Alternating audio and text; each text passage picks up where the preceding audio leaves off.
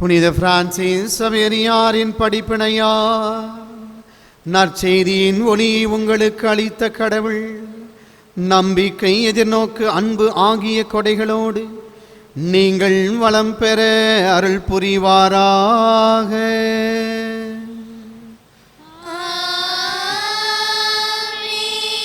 தந்தையின் தலைப்பேரான இயேசு கிறிஸ்து நம்பிக்கை படிப்பினையால் நீங்கள் எப்பொழுதும் ஊட்டம் பெற்று நற்செயல்களில் உங்களை நிலைத்திருக்க செய்வாராக.